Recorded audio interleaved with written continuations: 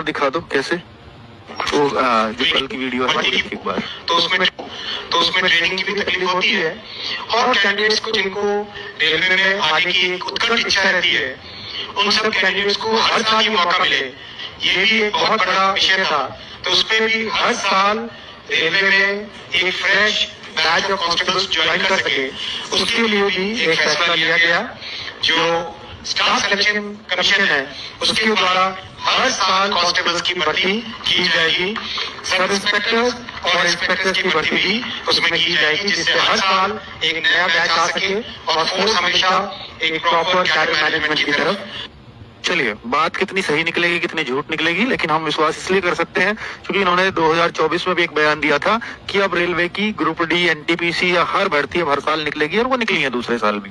और हम इनसे ज्यादा रिलायबल, हम देखिए नेता या हम कुछ कह सकते हैं, हमारी पर्सनल वो हो सकती है, लेकिन ये एक पद है, संवैधानिक पद है जिस पर ये बैठे हुए हैं, और उस संवैधानिक पद पर से जो भी कुछ बयान आएगा उस कुर्सी से तो हमें यकीन करना पड़ेगा कि वो सर्वोच्च पद है उस मतलब मैं चाहूंगा पूरे रेल का, है ना। तो जो एक ऑथेंटिक जवाब दे सकते हैं, इनके अलावा तो शायद कोई और ऑथेंटिक इन्फॉर्मेशन कहीं नहीं मिल सकती है। अब वो भी अपनी बात से पलट जाए तो वो एक अलग बात होगी, बाकी ऐसा है नहीं। और ये बात पहले भास्कर में भी छप चुकी है और एसएससी को इस बात का नोटिस भी जा चुका है, लेकिन साथ में ये भी आया था कि भाई देखो, जैसे बीएसएफ और आईटीबीपी की तरह ही यहाँ भी अब आरपीएफ की भर्ती एसएससी ही कराएगी। जैसे बीएसएफ और आईटीबीपी की कौन कराता है? SSC GD.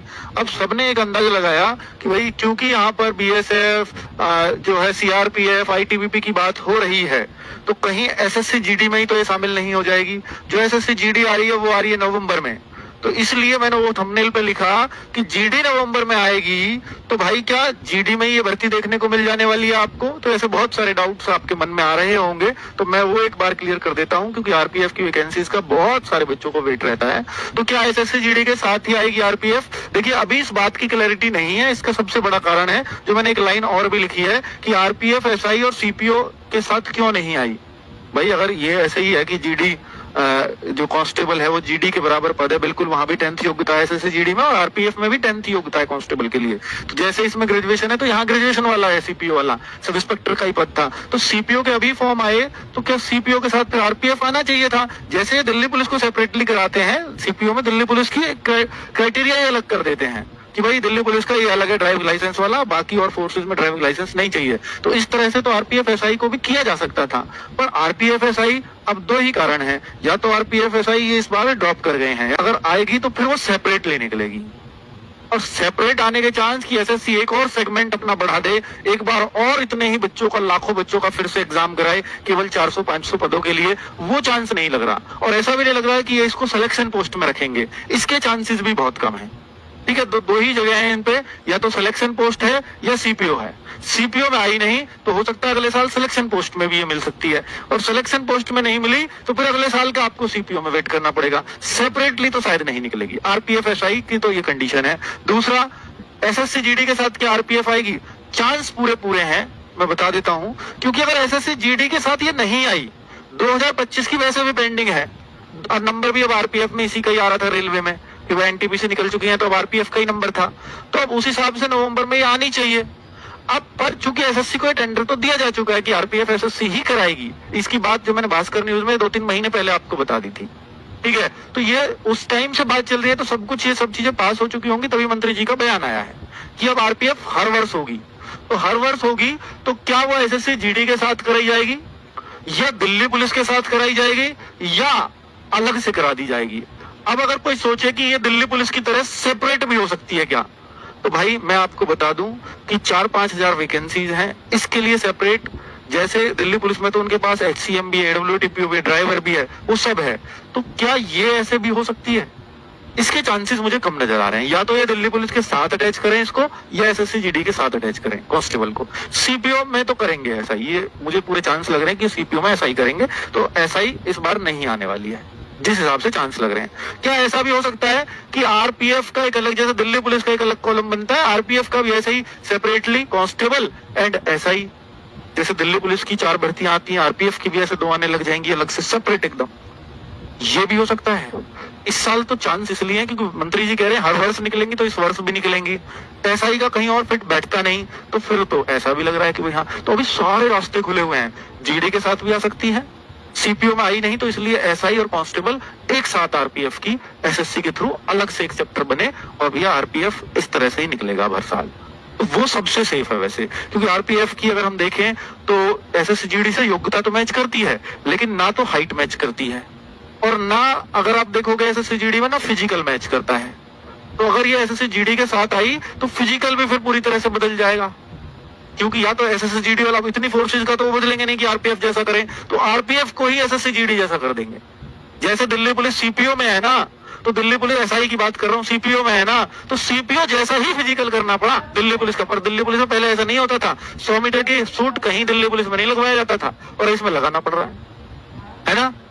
तो वो सब बिल्कुल आरपीएफ वो सॉरी सीपीओ वाले क्राइटेरिया पे आना पड़ा। तो अगर इन्होंने सेपरेट रखा इसको, फिर तो आरपीएफ वाली सारी कंडीशन सेपरेट चलेंगी, फिर तो कोई प्रॉब्लम नहीं है, ठीक है। वरना अगर ये किसी के साथ अटैच हुई तो फिजिकल की कंडीशन भी चेंज होंगी और एग्जाम का पैटर्न भी बदलेगा। अब ऐसा है नहीं जैसे जीडी के साथ आई तो आरपीएफ का एग्जाम अलग करा दें और बाकी जीडी का एग्जाम अलग करा दें, ये तो बिल्कुल नहीं हो सकता। ऐसे एसएसएफ नहीं लेते, वो एसएसएफ एसएससी जीडी में आती है, जबकि एसएसएफ उसमें थोड़ी आनी चाहिए, क्योंकि उसकी criteria all India cut off लगती है, एसएससी जीडी की ऑल इंडिया नहीं है, फिर भी उसमें रखा हुआ है। अब उसमें रखा हुआ है तो एग्जाम भी वही है और फिजिकल भी वही है। तो अगर ये एसएससी जीडी के साथ हुई तो इसके एग्जाम और फिजिकल सारे कंडीशंस बदल जाएंगे, लेकिन हाइट वही रहेगी। हाइट उन्हें 165 चाहिए तो 165 ही रहेगी आरपीएफ कांस्टेबल के लिए, ठीक है, क्योंकि हाइट का क्राइटेरिया अलग हो सकता है। तो इसलिए वो चिंतित ना हो कि एसएससी जीडी में आ जाएगी तो हाइट भी चेंज हो जाएगी, नहीं, वो नहीं हो सकती। चलो, तो क्या एग्जाम पैटर्न भी बदल जाएगा? हाँ, अगर उसके साथ आई तो आरपीएफ का एग्जाम पैटर्न बदलना ही होगा। कितने पदों पर होगी भर्ती? देखिए, इन्होंने जो पिछली बार पद निकाले, जैसे मैं एनटीपीसी का एक एग्जांपल देता हूँ कि 11,000 आए, वो 6 सालों में आए। अब बच्चे के सोच रहे होंगे सर ये 5-6 सालों में आए थे, कांस्टेबल के 4,000, तो अब ऐसे हर साल आएंगे तो ये तो बहुत थोड़े पद रह जाएंगे। सब इंस्पेक्टर के 400 पद आए, 400-450 पद, तो ये तो अगर हर साल आएंगे तो 6 सालों में भाग दे तो 100 पद भी नहीं बैठेंगे। ऐसा नहीं है। ऐसा क्यों नहीं है? क्योंकि जब एनटीपीसी की 6 सालों में वैकेंसी आई तो वो 11,000 थी, दोनों मिलाकर के, ग्रेजुएट लेवल और 12th लेवल।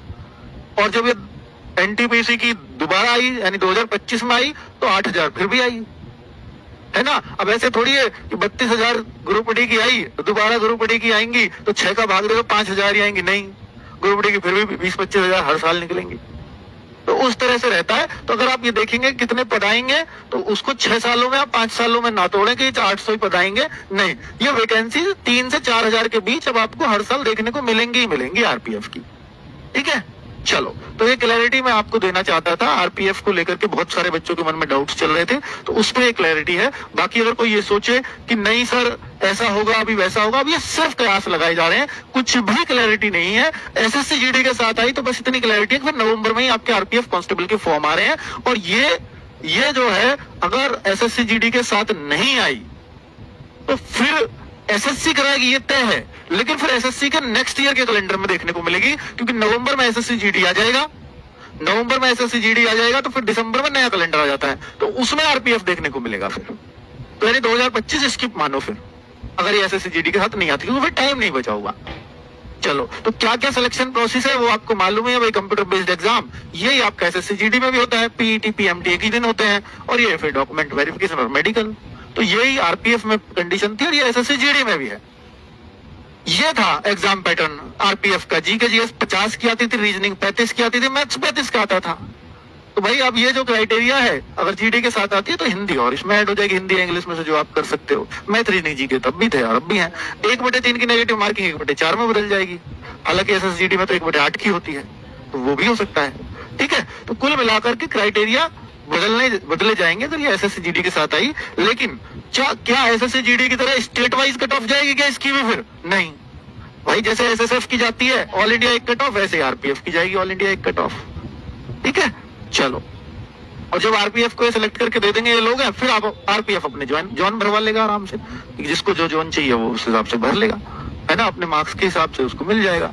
आरपीएफ कांस्टेबल में अगर आप योग्यता एज वेज देखना चाहते हो तो 10वीं पास है, 18 से 25 साल एज है, 3 साल ओबीसी में छूट है और 5 साल एससी एसटी में, यानी वो 18 से 30 तक देख पाएंगे।